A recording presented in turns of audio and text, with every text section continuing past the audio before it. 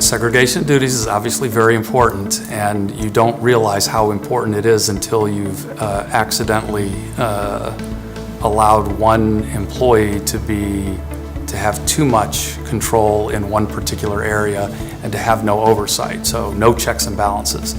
And unfortunately, when people are put in that position, while most of the world is very honest and it's not an issue, no oversight is just not a healthy thing for the company, and it's not a healthy thing for the employee. I mean, if there is a loss, if there's any kind of a problem, if there are transactions that don't make sense,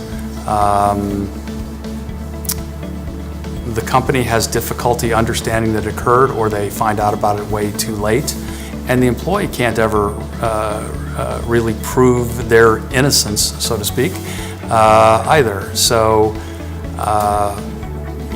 I'll give you an example. We have branches. We have some small branches, and we'll break a combination to a vault into a left-hand part of the combination and a right-hand part of the combination.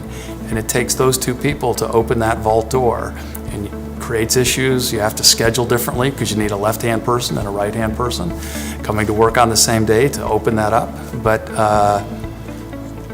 if I don't do that, I don't have that kind of protection that we can be comfortable knowing who's opening that door. I think small businesses are the same. They need to look at their processes and ensure that there's oversight.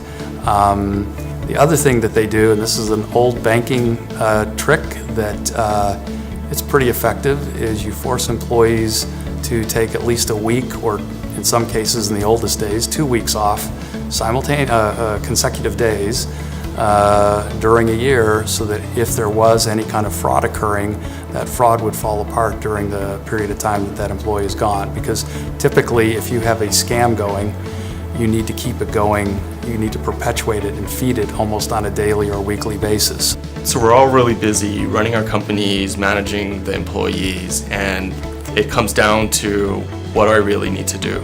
So I always recommend 3 things.